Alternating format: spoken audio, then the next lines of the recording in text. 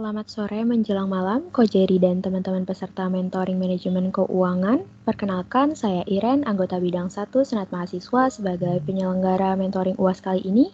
Sebelum mentoring dimulai, jangan lupa untuk absen di awal dan nanti di akhir juga akan ada link form absen, kuesioner, dan SK. Dan untuk pengajar mentoring MK kali ini adalah Ko Jerry, jadi untuk selanjutnya akan dilanjutkan oleh Ko Jerry. Untuk Ko Jerry, waktu dan kesempatan dipersilahkan. Oke, thank you Iren untuk kesempatannya. Sebelumnya aku mau mastiin dulu nih, suara aku kedengeran kan ya teman-teman? Kedengeran kok. Oke, siap. Oke, kalau gitu kita langsung mulai mentoringnya aja. Tapi sebelumnya mungkin perkenalan dulu. Nama aku Jerry Nathaniel dan aku sendiri ada di angkatan 20, sekarang lagi semester 4, jurusan akuntansi di kampus Grogol, teman-teman. Mungkin segitu aja ya perkenalan dari aku. Kalau gitu kita langsung masuk bahas ke materi ya. Dan teman-teman sebelumnya itu aku ada post di files ya teman-teman. Teman-teman boleh cek. Ada dua, yaitu ada materi MK sama kumpulan soal UAS MK. Nah, jadi kumpulan soal UAS MK itu yang nanti akan kita bahas teman-teman. Dan kalau untuk materi itu di sini ini aku kasih untuk teman-teman, jadi bisa dibaca-baca lagi di luar kumpulan soal ya teman-teman. Jadi bisa dibaca-baca lagi dan mungkin butuh rumus atau apa bisa lihat di situ teman-teman. Itu kayak sekedar catatan aja sih. Dan di sini kumpulan soal UAS teman-teman boleh sambil dibuka ya. Di sini ada 6 soal teman-teman, jadi mungkin materinya agak padat ya teman-teman. Materinya agak padat.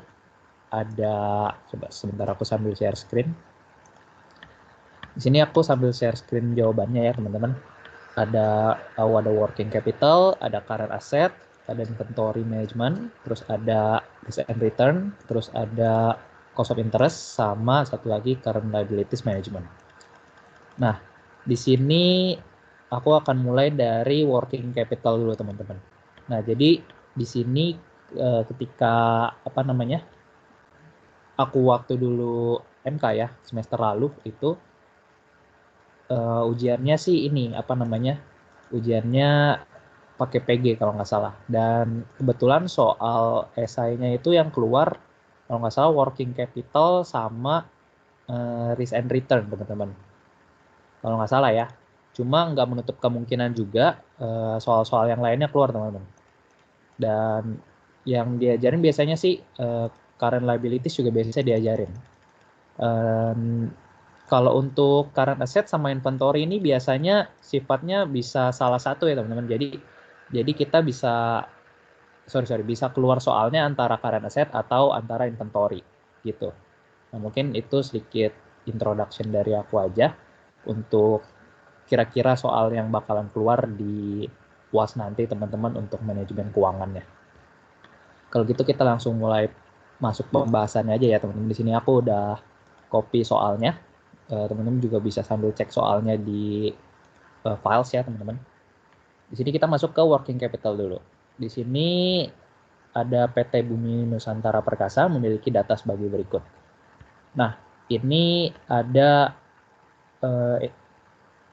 informasi-informasi mengenai inventory turnover, ACP, APP, dan di sini aku langsung kopas aja di sini ya teman-teman. Jadi inventory turnovernya 6 kali, terus ada ACP average collection period 40 hari, terus APP 20 hari, cost investasi 1 tahun 7,2 juta. Terus di sini ada asumsi juga, pakai asumsi 1 tahun 360 hari teman-teman. Oke, nah selanjutnya ditanyanya itu berapa besarnya cash conversion cycle atau CCC teman-teman. Dan di sini aku mau kasih tahu juga untuk teman-teman, di sini untuk soal C-nya itu kita nggak bahas karena kemungkinan di sini ada informasi yang kurang atau ada kesalahan informasi. Jadi di sini kita akan bahas sampai informasi yang B aja teman-teman gitu ya. Dan kemungkinan juga nggak akan keluar informasi yang C di ujian nanti teman-teman. Kita langsung masuk aja. Di sini rumus CCC itu di sini udah ada catatannya juga. Di situ ada CCC sama dengan AAI ditambah ACP atau average age of inventory ditambah average collection period. Nah, itu hasilnya baru dikurangin sama average payment period. Jadi kita tinggal masukin aja ke rumus ya. AAI-nya itu, nah di sini AAI kita kan belum tahu ya. Nah, di sini kita cari dulu nih AAI gimana. Jadi di sini anggap aja kita belum tahu gitu. Nah, rumus AAI itu apa, teman-teman? Rumus AAI itu ini. Inventory kali COGS, inventory per COGS kali 360 hari. Nah, ini rumus dari AAI. Nah, gimana penjelasannya? Jadi, kalau teman-teman, teman-teman di sini manajemen ya, bukan akuntansi. Jadi, nggak belajar rasio-rasio. Rumus dari inventory turnover itu COGS per inventory, teman-teman. Jadi kalau kita bisa simpulin, kalau dibalik nih inventory per COGS, berarti otomatis ini 1 per inventory gitu. Kalau teman-teman masih bingung gini, aku kasih penjelasannya ya. Jadi kita lihat dari sini aja dulu nih ya, teman-teman, dari yang bawah. Dari bawah ke atas. AI sama dengan, kan ini ya, inventory per COGS kali 360 hari. Di sini sama aja ya, kayak 1 dikali inventory per COGS sekali 360, karena ini nggak ngaruh ya, nggak ngaruh. Jadi kita anggap aja 1 kali gitu loh. Nah, terus kita mau pindah ini, kita bagi, kita naikin ke atas nih. 1 dibagi COGS per inventory. Nah, jadi kalau misalkan teman-teman masih ingat rumusnya waktu SMA kita belajar matematika, itu kalau kita mau kalau kita mau bagi itu pasti dibalik pernya ya, teman-teman ya. Jadi COGS-nya di atas dan inventory di bawah. Yang dimana nih, teman-teman, kita bisa juga rumusin pakai begini, sama aja ya, 1 dibagi sama 1 per ya. Nah, COGS per inventory itu kalau kita tahu, itu rumusnya inventory turnover. Jadi ITO ini adalah inventory turnover. Nah, terus kita tinggal ikutin rumus saja, 1 per inventory turnover, atau 1 dibagi ya. Jadi 1 bagi sama 1 per itu sama. 1 per inventory turnover dikali sama 360 hari. Nah, jadi dapatlah rumus seperti ini ya, teman-teman. 1 per inventory turnover kali 360 hari. Tadi diketahui inventory turnover-nya 6 ya, di soal ya, 6 kali. Kita dulu. 6 kali di sini. Jadi kita tinggal masukin aja 1 per 6, karena inventory turnover kan 6 ya. 1 per 6 dikali 360. 30 bagi 6 dapat 60 hari. Nah, di sini kita dapat average age of inventory. Nah, untuk menghitung CCC, kita tinggal masukin aja ke rumusnya nih. 60 ditambah 40 hari, dikurangin 20 hari. 20 hari itu dapat dari sini, average payment period.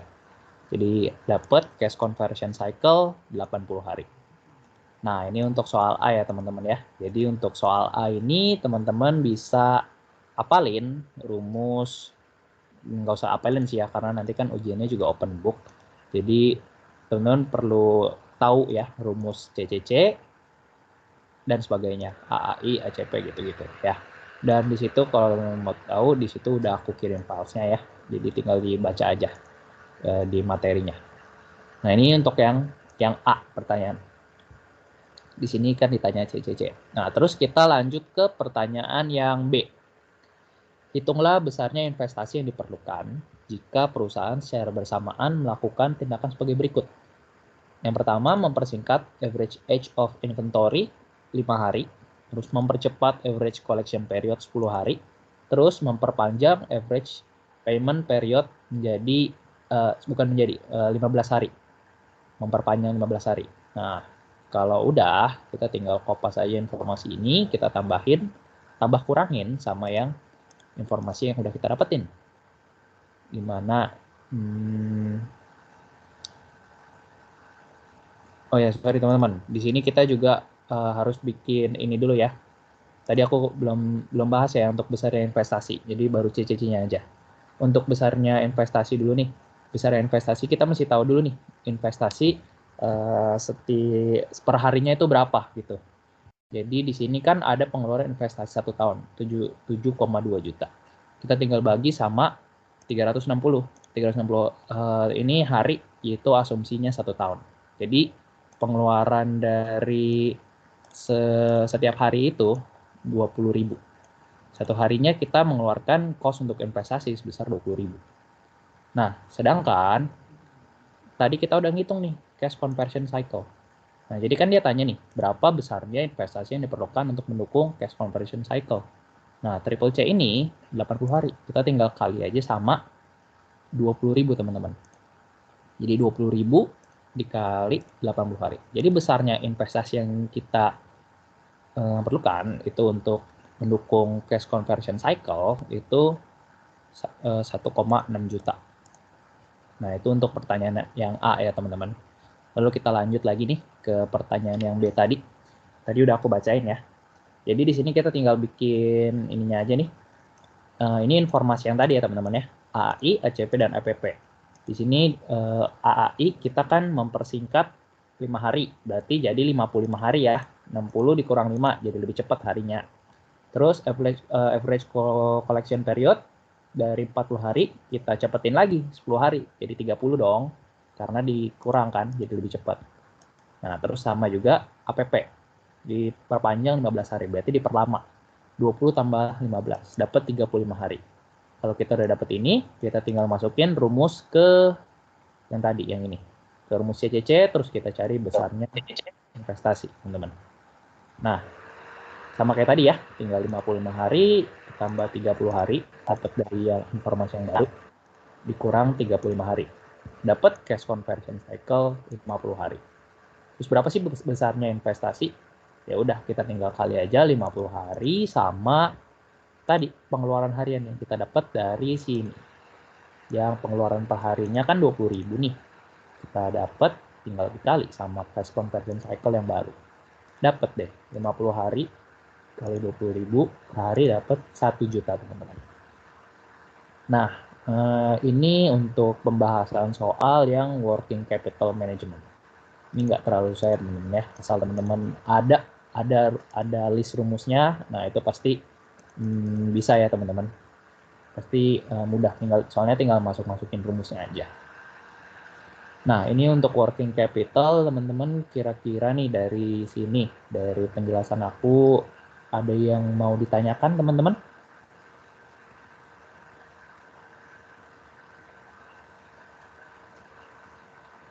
Nggak ada ya? Oke. Kalau misalkan nggak ada yang mau nanya, atau mungkin aku ngejelasinnya terlalu cepat, atau terlalu lambat, atau terlalu jelimet, teman-teman bilang aja ya. Nanti langsung unmute aja. Kalau misalnya kok terlalu cepat jelasinnya, coba tolong jelasin ulang, boleh. Atau kalian mau minta jelasin ulang, boleh ya. Nanti ngomong aja, langsung unmute aja. Atau nanti kalau aku kasih kesempatan ngomong, baru boleh ngomong. Jadi untuk working capital udah ini ya, udah clear ya, teman-teman ya. Kita lanjut ke yang soal berikutnya ya, teman-teman. Dan FYI, teman-teman, for information, ini soal ini nggak akan keluar semua, teman-teman. Nggak akan keluar semua, karena yang dibahas soal ini kan semuanya berupa esai ya, teman-teman ya. Jadi ini nggak bakal keluar semua sih, paling beberapanya aja gitu loh. Karena kemungkinan di UAS teman-teman juga ada PG-nya juga ya. Kalau itu aku kurang tahu, soalnya kalau aku dari semester lalu itu PG sama esai gitu. Kalau yang waktu sebelum online, waktu offline itu kan ada yang cukup banyak esainya, kalau nggak salah itu 4 nomor gitu. Jadi dari kemungkinan dari 6 ini ya, dari 6 soal yang pas ini 4-nya keluar gitu loh, teman-teman. Dan tadi yang seperti aku bilang, current asset sama inventory itu sifatnya itu satu sama lain bisa nggak mungkin ada keluar dua-duanya gitu. Jadi bisa antara current asset atau inventory. Dan untuk inventory ini sendiri itu kita bahas rumusnya itu tentang EOQ ya, teman-teman, kurang lebih. Jadi teman-teman harusnya udah belajar di Akmen 1. Teman-teman harusnya sekarang lagi belajar sih. Udah di materi terakhir, berarti udah masuk materi EOQ. Nah, ini mirip-mirip. Karena kan kalian manajemen ya. Jadi udah dapat Akmen 1. Jadi harusnya udah lumayan pakem lah sama inventory ini. Gitu. Nah, kalau gitu kita langsung lanjut aja ya, teman-teman, ke yang current asset. Nah, ini soalnya ya, teman-teman ya. Kita baca dulu soalnya. Current asset management. penjualan PT Andalan Permata di tahun 2018 yang lalu mencapai 20.000 unit printer. Nah, kita perlu tahu dulu nih, kita ada di tahun berapa. Di sini kalau kita lihat di yang paling bawah nih informasi, itu tersebut dilayangkan pada tahun 2019. Berarti kita sekarang berada, 2019 ini yang akan datang. Berarti kemungkinan kita berada di awal 2019 ya, atau kemungkinan di akhir tahun 2018 gitu teman-teman. Nah di sini aku tulis aja di sini kita sekarang lagi di akhir 2018 ya, present 2018, terus propose itu 2019 yang akan kedepannya gitu loh teman-teman. Dan di sini kita tinggal kopas saja informasinya. Tahun 2018 itu kita menjual 20.000 unit. Ya tulis salesnya ya, salesnya 20.000 unit. Dan perusahaan ingin meningkatkan penjualan tersebut sebesar 15% di tahun 2019 ini. Ya udah, kalau meningkatkan berarti kita tinggal 20.000 kita kaliin sama 115% ya teman-teman ya. Nih, 20.000 dikali 115%. Nanti dapat hasilnya 23.000 unit. Jadi lebih besar 15%. Jadi 15% dari 20.000 itu 3.000. Ditambah nambah 20.000 gitu teman-teman. Ya, untuk di sini udah clear. Lalu harga jual per unit dan biaya variabel per unit sama dengan tahun lalu, yakni sebesar masing-masing 300.000 dan 200.000. Berarti harga jual per unitnya atau price per unitnya di sini 300.000 teman-teman. Dan dia bilang kan sama ya, sama kayak tahun lalu. Berarti kemungkinan di tahun 2019 ini akan sama. Makanya di sini aku tulis sama. Dan variabel cost per unit dan biaya variabel per unit 200.000. Nah, ini juga ya. Nggak tinggal taruh aja. Dan di sini propose-nya juga 200.000. Jadi sama ya, nggak ada perubahannya ya.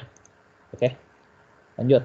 Nah, di sini kayaknya sih ada yang beberapa halaman informasi yang terhapus ya, tapi ini harusnya nggak masalah teman-teman, karena nggak terlalu mempengaruhi soal. Tadi aku udah baca juga, informasinya nggak terlalu ini. Yang penting tuh di bawahnya nih yang ada. Jadi harusnya nggak masalah, kita masih bisa jawab soal ini. Jadi dia itu mau memperpanjang periode penagihan piutang gitu loh.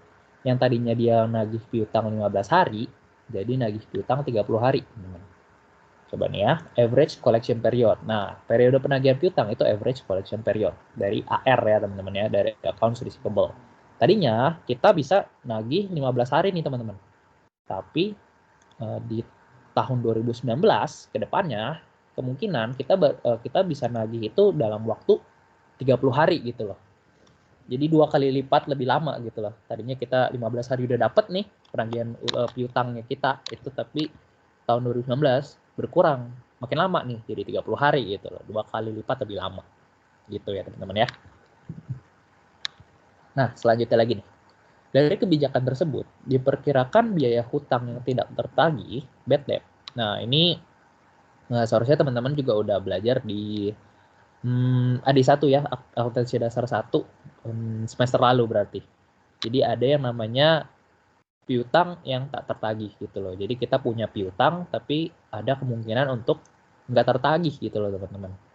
Nah di sini meningkat nih dari yang tadinya bad debt ini piutang tak tertagih ya teman-teman ya.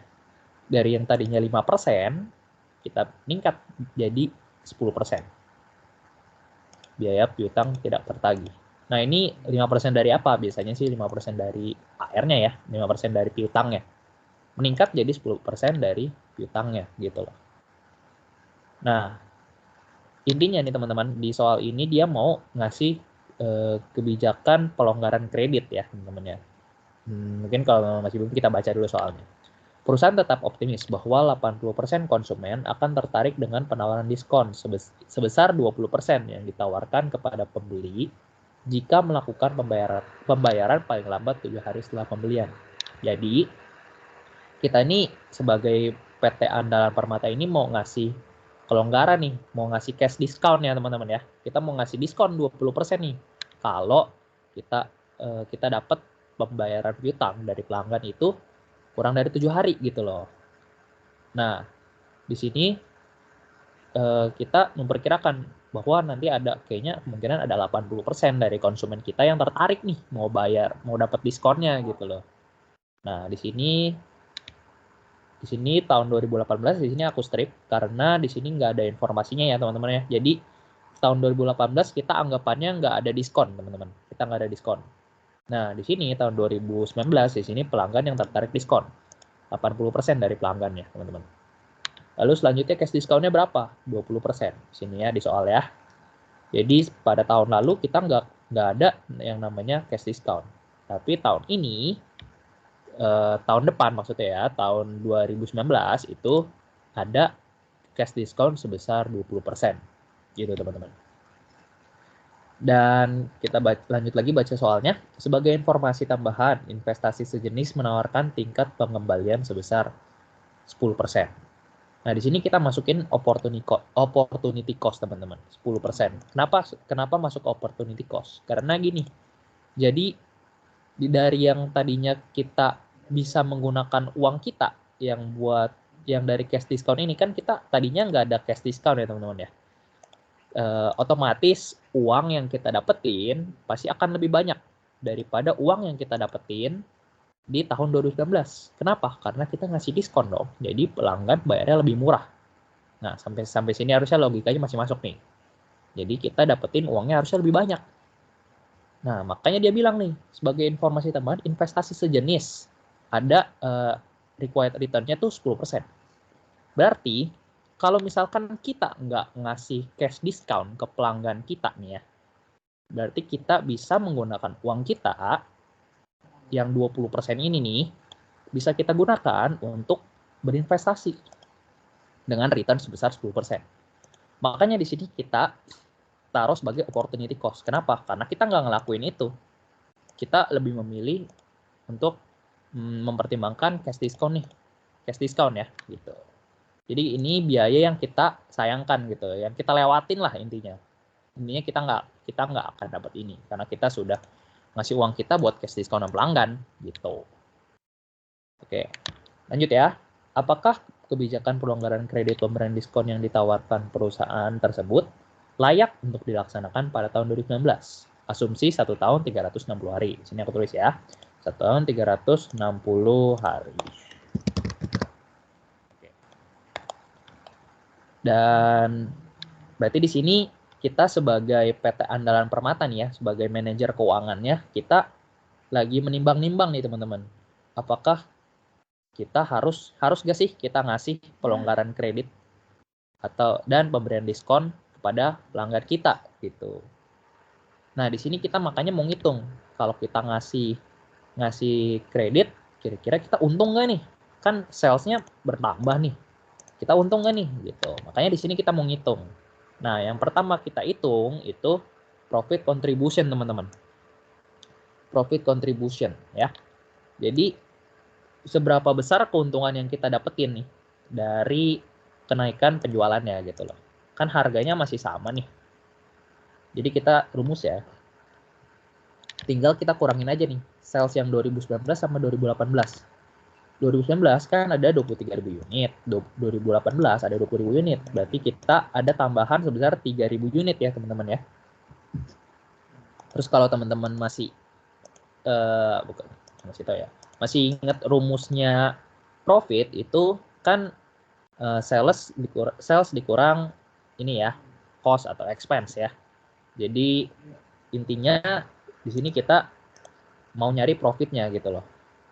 Price per unit dikurangin variabel. Jadi ini keuntungan yang kita dapetin. Udah keuntungan gitu ya teman-teman ya. 300.000 dikurang 200.000, 100.000 dikali 3.000. Dapat 300 juta teman-teman. Nah, ini berarti profit yang akan kita dapetin kalau kita ngasih diskon tapi ya belum dikurang sama faktor yang lain ya. Ini baru dari sisi pendapatannya aja. Jadi kemungkinan pendapatan kita akan naik 300 juta. Tapi ntar dulu nih teman-teman. Ada yang namanya cash discount teman-teman. Nah, coba ya. Kita lihat di sini. Di sini kita disajin dua format, present sama purpose. Present itu berarti yang 2018, purpose yang 2019 teman-teman. Present itu berarti saat ini kita ngasih cash discount-nya berapa sih? Berarti uang yang kita keluarin untuk cash discount itu berapa? Gitu ya teman-teman ya. Dan di sini kita tinggal kali sales dikali price. Tapi karena nggak ada cash discount tahun lalu, kita kali sama 0%. Karena tahun 2018 kita nggak ngasih cash discount. Berarti kita nggak keluarin uang, bener kan? Uang kita nggak berkurang sama sekali. Oke, di sini dapatnya 0. Tapi yang purpose, di sini kita hitung. Sales dikali price per unit. Berarti ini penjualan ya teman-teman ya. Dari total penjualan, dari total pendapatan yang udah kita dapetin nih dari penjualannya nih. Sales dikali price. Dikali sama pelanggan yang tertarik diskon. Berapa? 80% ya teman-teman ya. 80% dari penjualan kita ini nih. Kan 23 kali 300 nih ya. 80%-nya pelanggan tertarik diskon. Dan cash discount-nya 20%. Nah, jadi ini 80 kali 20%. Nah, di sini jadi ini total uang yang akan kita keluarin, teman-teman, kalau kita ngasih cash discount. Nah, propose dapat 1,1 miliar. 1 miliar 104 juta. Nah, di sini kita tinggal dikurangin aja cash discount-nya yang kita dapetin itu, yang present dikurang purpose. Karena yang present-nya 0, dikurangin sama yang kedepannya 1,1 miliar, berarti hasilnya sama ya teman-teman ya. Di sini aku taruh di kanan 1,1 miliar.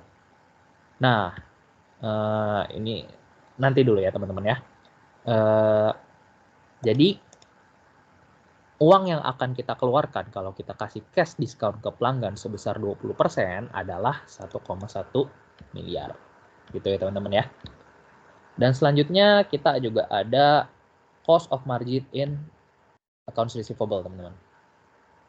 Di sini itu apa? Jadi cost of margin itu intinya kita mau ngitung dari yang tahun ini sama yang tahun depan. Itu dari pertambahan AR-nya teman-teman, atau accounts receivable-nya.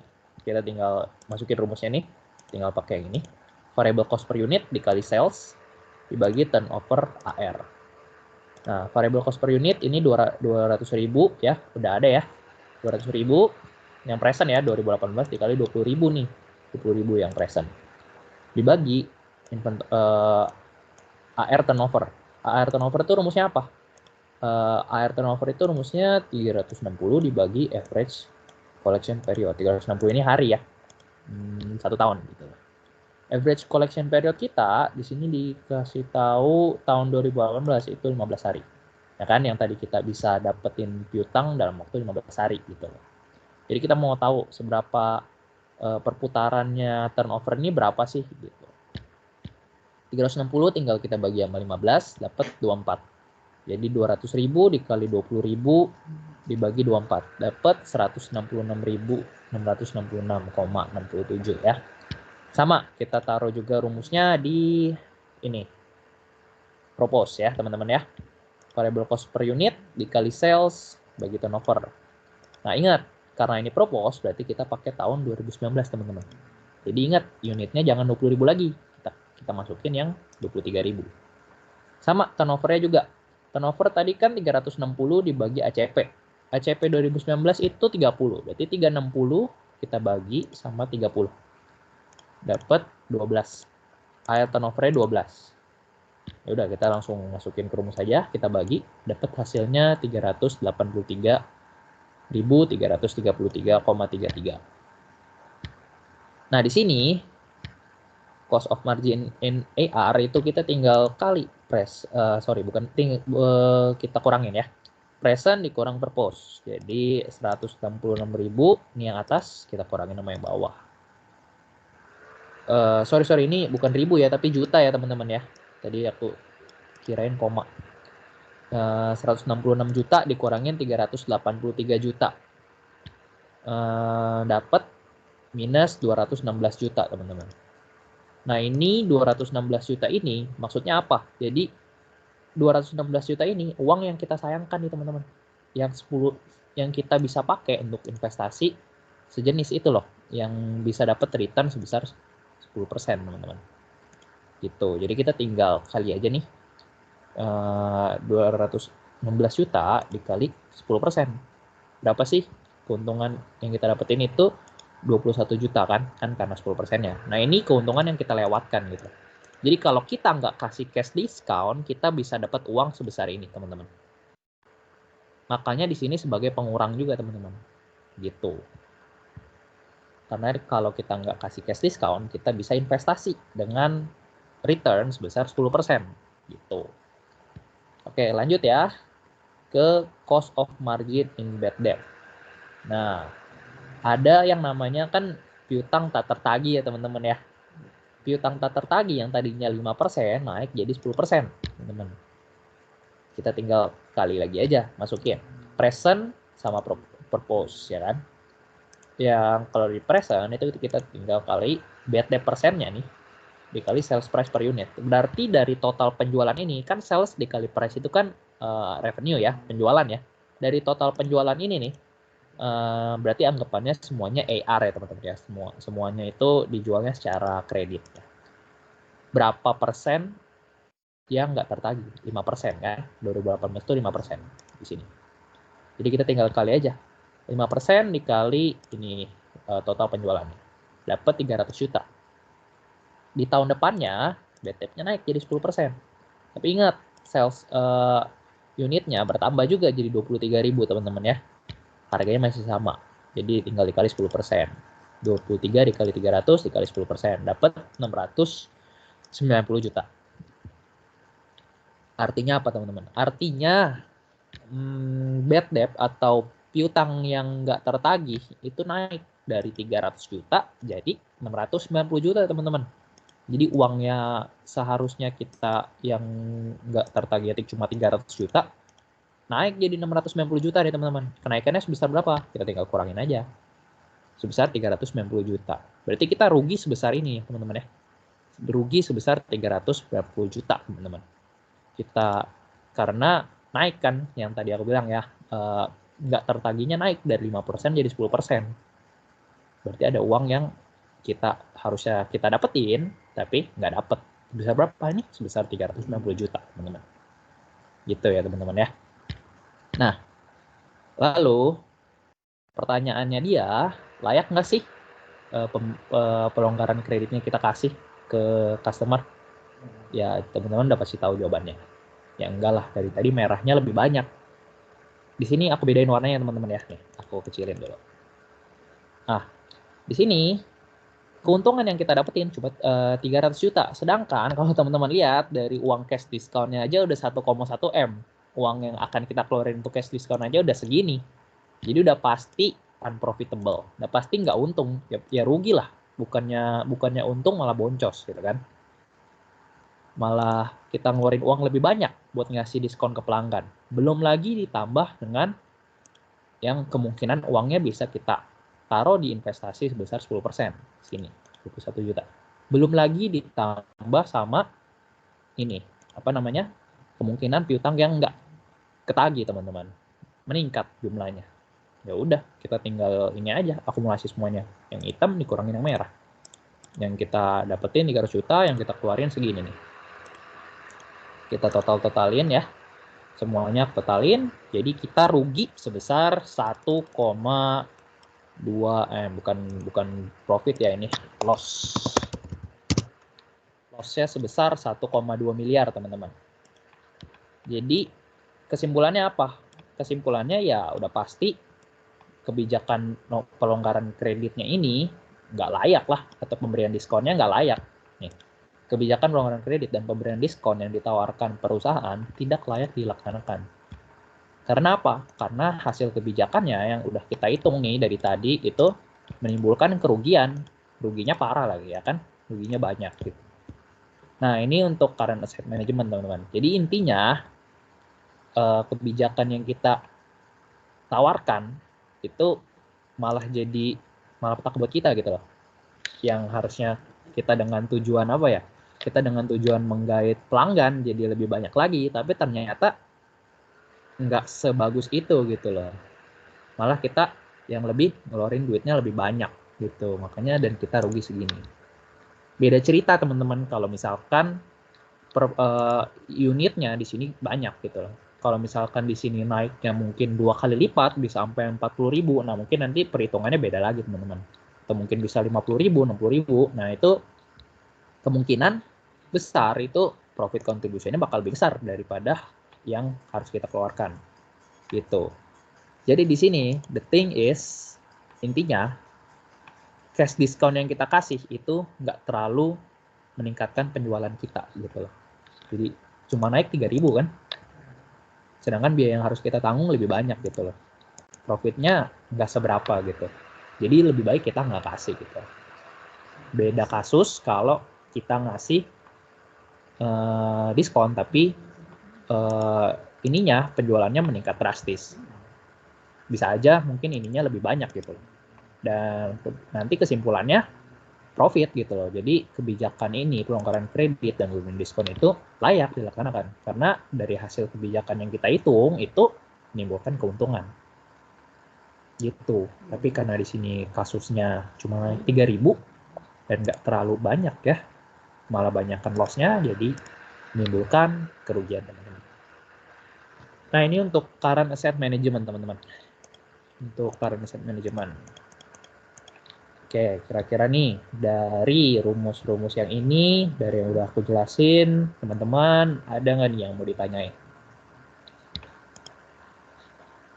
Kalau ada yang mau ditanyain, boleh langsung di-unmute untuk materi ini.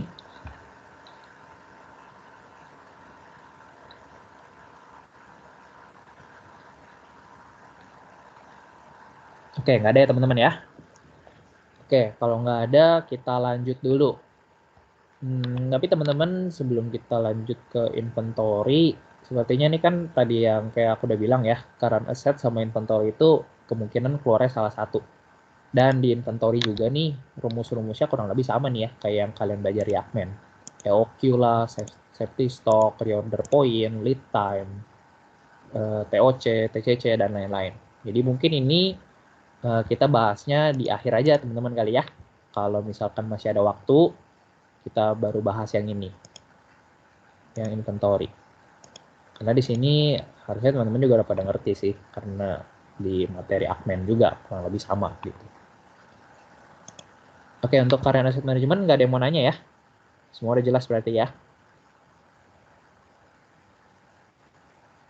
Oke, kalau nggak ada. Kita lanjut ke soal risk and return. Nah, soal risk and return ini juga bisa dibilang cukup sering keluar ya teman-teman ya. Karena beberapa kali aku lihat juga cukup sering keluar ya gitu loh. Jadi di dalam risk and return itu intinya kita lagi menimbang-nimbang nih teman-teman. Kita lagi menimbang-nimbang, kita harus investasi kemana nih? Kita harus investasi ke saham yang D atau saham E gitu loh. Jadi kita harus nimbang lebih profitable yang mana gitu loh.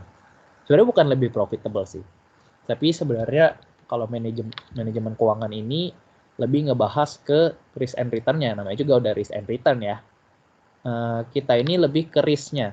Kita sebagai orang yang berprofil risiko risk averse atau cenderung konservatif ya teman-teman ya. Bisa dibilang meminimalkan risiko gitu loh.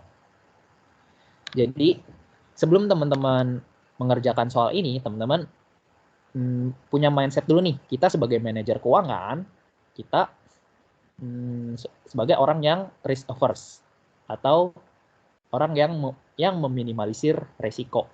Kita nggak mau resikonya gede. Gitu ya teman-teman ya.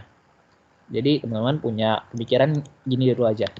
Kenapa aku bilang kayak gini? Nah nanti ya. Nanti kita bahas lebih detailnya di selanjutnya teman-teman ya. Kenapa aku bilang kayak gini di awal. Makanya kita mungkin boleh mulai masuk ke pembahasannya dulu. Oke. Untuk risk and return di sini aku bacain soalnya ya. Tuan Ahmad sedang mempertimbangkan untuk berinvestasi pada dua saham yang berbeda atau melakukan portofolio atas kedua saham tersebut. Maksud dari portofolio ini apa teman-teman? Jadi portofolio ini bisa dibilang gabungan ya teman-teman ya, atau kombinasi. Jadi portofolio itu isinya lebih dari satu teman-teman. Jadi tinggal kita proporsiin gitu loh. Intinya kita di sini ada 3 pilihan nih teman-teman. Yang pertama, kita investasi di saham B. Yang kedua, kita investasi di saham E. Yang ketiga, portofolio ini. Portofolio ini kita beli dua-duanya, tapi dengan proporsi tertentu gitu loh. Misalkan 50-50 atau 60-40 atau 70-30 gitu-gitu ya teman-teman ya. Jadi di sini kita ada 3 alternatif teman-teman. Gitu ya. Nah, di sini dikasih tahu informasi tentang return. Tentang return dari kedua saham tersebut, teman-teman. Dari tahun 2013 berapa tahun ya? 23. 7 tahun, teman-teman ya. Jadi di sini kita dikasih info mengenai 7 tahun terakhir return-nya berapa sih? Nah, di sini yang ditanya apa? Nah, ini. Kita disuruh cari expected return, standar deviasi, dan koefisien variasi. Jika Tuan Ahmad mempertimbangkan, yang pertama nih, kita 100% dananya kita investasiin ke saham B. Atau 100% kita investasiin dananya ke saham E. Gitu ya teman-teman ya. Terus jika juga kita melakukan portofolio atau kita beli dua-duanya ya, dengan proporsi 60% pada saham B dan 40% pada saham E. Nah, gitu ya. Terus buat rekomendasi saudara atas perhitungan tersebut. Apa yang harus dilakukan oleh Tuan Ahmad atas rencana investasinya tersebut? Nah, di sini ada catatan juga, bulatkan hasil perhitungan sampai dengan 4 angka desimal. Nah, kalau aku sendiri emang lebih suka pakai 4 angka ya teman-teman ya. Tapi mungkin teman-teman kalau yang lebih suka pakai 2 angka di belakang koma, itu sebenarnya sesuaiin lagi sama dosennya ya. Kebetulan kalau aku sama dosen aku maunya itu waktu dosen MK aku itu 4 angka di belakang koma.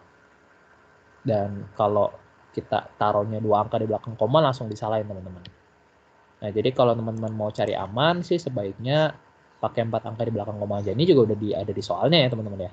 Tapi nanti kalau once di soal ujian teman-teman nggak dikasih tahu ya desimalnya berapa nih, ya kalau teman-teman mau cari aman 4 angka belakang koma aja. Tapi sesuaiin lagi sama dosen lagi. Kalau misalkan dosennya pun oh nggak masalah deh 2 angka belakang koma aja atau buletin aja deh semua gitu. Nah itu ya nggak masalah juga gitu.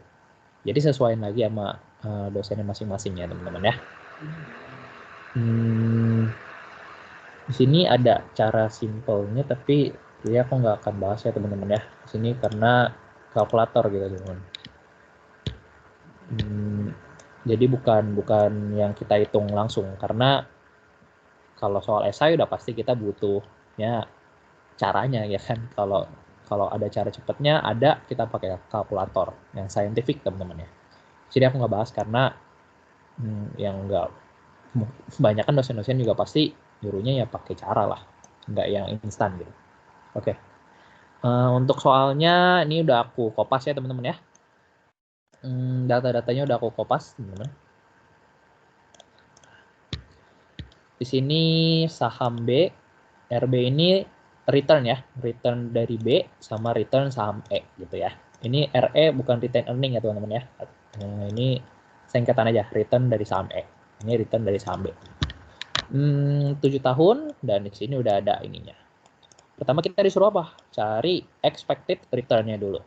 Nah, kita cari expected return-nya. Dapat dari mana? Expected return itu kita dapat dari rata-rata return dari 7 tahun terakhir ini. Kalau teman-teman disuruh cari rata-rata ya pasti tahu ya, pasti udah belajar di statistika. Kurang lebih ini materinya juga kayak standar deviasi, koefisien variasi itu juga berhubungan ya sama statistika 1. Semester 2 kalau nggak salah, iya lagi dapat. Tapi materinya materi UTS sorry, udah lewat ya harusnya ya materi UTS kemarin. Berarti harusnya nggak terlalu susah juga ya. Berarti tadi satu inventory materi Akmen, yang ini materi statistika gitu. Jadi harusnya nggak terlalu berat bagi teman-teman karena cukup renew lah ya teman-teman ya, cukup diperbaruin karena masih fresh gitu di otak gitu. Kalau aku dapat manajemen keuangan itu semester 3 anak akun dapat manajemen keuangan semester 3 ya. Statis sama Akmen 1 udah di semester 2, jadi udah sedikit lupa-lupa gitu teman-teman. Oke, kita balik ke pembahasan soal ya teman-teman ya. Di sini kita tinggal cari rata-ratanya aja. Kalau dia tanya expected return, kita tinggal cari rata-rata. Ya udah, kita tinggal jumlahin aja. Saham B dulu ya, kita pakai saham B. 10% ditambah 9%, ditambah 9%, ditambah 11%, dan seterusnya. Semua kita tambahin, terus kita bagi 7. Ini rumus rata-rata teman-teman ya. Dapat rata-rata selama 7 tahun terakhir, itu return saham B itu 10,7143. 4 angka belakang koma teman-teman. Ya, dapat 10,7143%. Gitu. Lalu yang ditanya apa lagi? Standar deviasi. Masukin lagi ke rumusnya teman-teman. Kalau kita udah tahu rata-rata, standar deviasi kita tinggal kurangin dari masing-masing poin ini. Jadi 10% dikurangin sama rata-ratanya. 10% dikurangin 10,7143. Terus dikuadratin, jangan lupa teman-teman ya. Kita kuadratin. Nah, terus lagi 9% dikurangin rata-ratanya. 9% dikurang 10,7. Kita pangkat 2. Jangan lupa dipangkat 2 teman-teman. Dan seterusnya ya. 9% lagi dikurang 10,7. Pangkat 2, 11 dikurang 10,7, pangkat 2, 10, 14, 12, dan seterusnya teman-teman ya. Kalau udah, nanti teman-teman kan dijumlahin tuh teman-teman ya. Jadi udah dikuadratin masing-masing, teman-teman jumlahin nih. Masing-masing, jumlahin. Ya materi statistika lah. Habis itu, kalau udah, kita bagi sama N-1. N itu apa? Variabelnya 7. 7 dikurang 1, berarti kita bagi sama 6 teman-teman. Nanti kalau udah dapet, kita akarin. Karena kita mau nyari standar deviasi. Kalau standar deviasi kan pasti diakar. Diakar lagi. Kalau enggak, itu namanya varian. Ya kan? Kalau nggak diakar, namanya varian. Kalau diakarin, itu baru standar deviasi. Nah, setelah dihitung, mungkin teman-teman bisa hitung sendiri aja pakai kalkulator ya. Coret-coret sendiri. Dapat hasilnya segini. Standar deviasi. 1,79947. Di sini kita bulutin ya teman-teman ya. 1,7995%. Gitu. Ini pakai caranya kalkulator. Jadi di sini gitu aku ngitungnya pakai kalkulator. Selanjutnya apa? Setelah standar deviasi kita nyari koefisien variasi teman-teman. Kita nyari koefisien variasi. Koefisien variasi itu rumusnya tinggal kita standar deviasi nih yang tadi udah kita hitung, kita bagi sama expected return. Jadi yang kedua kita kurangin sama yang pertama. Standar deviasi bagi sama rata-rata. Dapat koefisien variasi. Dapat nih 0,1680 ini untuk saham B. Nah, saham E juga sama teman-teman stepnya ya. Jadi kita 2 kali kerja. Kita tinggal cari ininya ya. Apa namanya? Rata-rata dari ini saham ya, tambahin semua dibagi 7. Dapat expected return 11%. Sama persis cara kayak tadi. Tadi ini 10%, ini 11% ya, teman-teman ya. Ya kan? Tuh, 10%, ini 11%. Belum. Nah, setelah itu kita cari standar deviasi. Sama persis cara kayak tadi juga. Tinggal 15% kita kurangin sama rata-ratanya. Terus kita jangan lupa dikuadratin. Terus ditambah lagi 15% lagi. Dikurangin 11%, dikuadratin, ditambah lagi sampai habis ya. Udah gitu kita bagi sama N-1, berarti 7 kurang 1 bagi 6. Habis itu kita akar. Dapat hasilnya 2,6367%. Nah ini ya teman-teman ya. Standar deviasi. Nah, sama koefisien variasinya juga. Kita tinggal bagi standar deviasi sama ini apa namanya? Expected return atau rata-rata. Dapat 0,2279. Nah, habis itu yang ditanya apa lagi? Berarti yang A udah clear ya, teman-teman ya. Lanjut ke yang B. Melakukan portofolio dengan proporsi 60 saham B, 40 saham B. Nah, kita turun lagi. Ya, ada juga nih soalnya di sini ya. Yang B. Di sini kita tinggal proporsiin. Tadi kan dia bilang proporsi ya, 60% pada saham B, 40% saham E. Di sini kita anggap di sini WB sama WE. W itu weighting ya teman-teman. W itu weighting. Jadi weighting itu proporsi. Weighting dari B itu 60%, weighting dari E itu 40%. Maksudnya itu proporsi ya. Proporsi 60%, proporsi 40%. Nah, di sini kita nyari sama pertanyaannya. Sama kan? Mana? Iya, sama kayak tadi. Expected return, standar deviasi, sama koefisien variasi. Gimana caranya kalau kita portofolio, kalau kita beli dua-duanya ya teman-teman ya. Kita tinggal kali aja proporsinya. Kita cari dulu expected return yang bakal kita dapetin. Nah, di sini kita tinggal 60% weighting dari si saham B-nya atau proporsi dari saham B-nya kita tinggal kali sama rata-rata return saham B, ya kan? 10,7143 kita dapat dari sini. Nah, terus apalagi? Tambah juga, tambah sama 40% weighting atau proporsi dari saham E kita dikali sama 11,5% dapat dari ini rata-rata expected return selama 7 tahun saham E. Itu ya teman-teman ya rumusnya ya. Jadi ini tambah ini. Jadi intinya rata-ratanya kita kali sama proporsi baru kita jumlahin. Nah, dapat expected return-nya 11,05%, teman-teman. Aku kuningin lagi deh ya. Sampai kita bawa dulu. Nah, dapat expected return-nya 11%. Terus kita tinggal kali sama kita tinggal lanjut ke standar deviasi, teman-teman. Nah, di sini agak sedikit bisa dibilang berbeda ya, teman-teman ya. Rumusnya untuk cari standar deviasinya gitu, teman-teman. Di sini kita tinggal ikutin rumusnya yang ini. Jadi kalau bisa teman-teman pakai rumus, ada rumusnya sih waktu ngerjain ujian, jadi biar bisa langsung lihat gitu loh. Di sini kita tinggal masukin aja nih weighting yang B, kuadratin. Weighting yang B kan proporsinya 60%, masukin. Sama kita dikali sama standar deviasi dari B, kita kuadratin. Standar deviasi yang saham B tadi 1,7995 kan, kita kuadratin. Terus ditambah weighting yang E dikali standar deviasi yang E, kita kuadratin. Standar deviasi yang E tadi yang ini 2,6367% ya teman-teman ya. Tuh. Terus kita tambahin lagi 2-nya sama ya, dikali weighting B dikali weighting E. Jadi proporsi yang B dikali proporsi yang E. Terus kita kali lagi sama standar deviasi yang B dikali standar deviasi yang E. Tapi kita nggak kuadratin.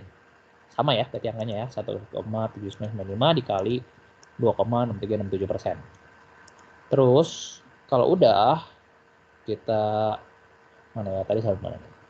XPB sama E.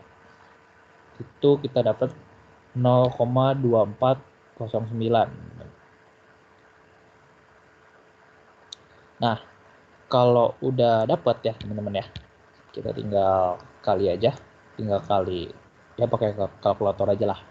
Di situ tinggal kita iniin akarin teman-teman. Kita tinggal akarin. Dapat hasilnya 1,7295 teman-teman.